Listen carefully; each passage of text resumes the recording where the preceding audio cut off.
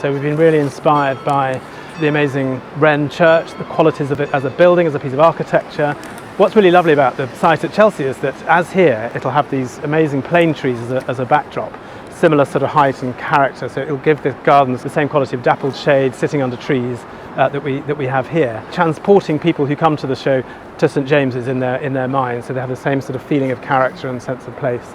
The Wren project is very much about bringing people into this space, making it more welcoming, more accessible. That is very much setting the context for the show garden. Being here right in the centre of London has meant that a huge variety of people have been associated with the church over time. Back in the 18th century, the poet William Blake was baptised here. The only female founder of the Royal Academy, Angelica Kaufmann, the artist, she was married here.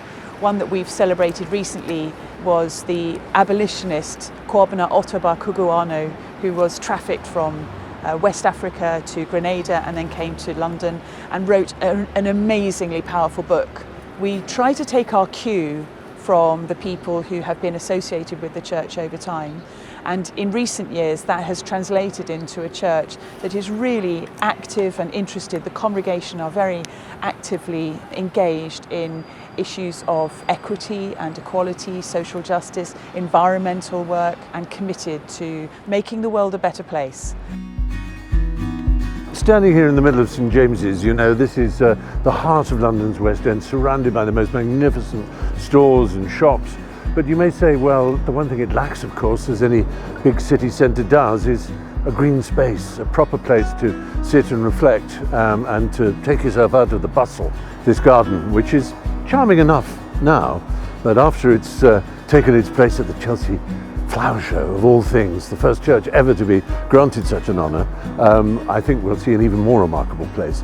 Because this isn't just a green space, it's an active part of the community, as so much of St James's is. There's a counselling service here. People can come in for free, they can be given advice and help if they're under stress or anxious or feel they need a word, a chat. It's a marvellous thing. Wren had this idea that he wanted clear glass, not stained glass, so that the world could see in and the church could see out. And that's very much about connecting with the communities. The windows, in a sense, were one of the sort of iconic elements of this building. So what we've done is to incorporate one of the windows into the rear wall of our show garden. And the way that the garden is set up at the showground, the public will actually be able to look through the rear of the window as well as from the garden side. So the public will be able to both see in and see out as well. We're going to restore this garden. We want to make it accessible, step-free access everywhere. We are going to develop the biodiverse planting in the garden, and the flower show garden is really a slice of the new garden. As part of that, the counselling hut has been redesigned, and it will ensure that we're able to do what we do now but with much greater impact. Wow, Ivan, I mean, we've been looking at this building on paper for such a long time on your amazing drawings. Yeah, what we have is 8 different cassettes. They're the wall sections that come in between the curving oak frame of the building.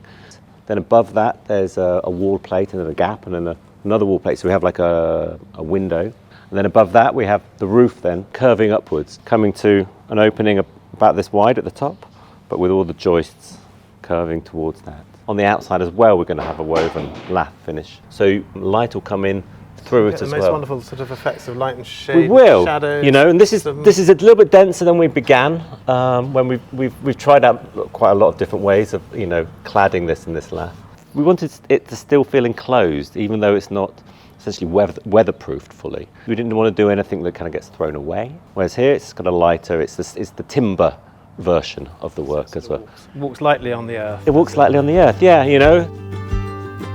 So, I mean, it's the most amazing opportunity, it really is, and we're looking forward to being there ourselves, to sharing the incredible history of this place, but importantly, taking our cue from that history, which is all about creativity and imagination. It's about imagining a new and better future for people, where each has their own dignity, where people from all faiths and none are welcome, and where our interdependence with the natural world is really front and centre of what it means to be human.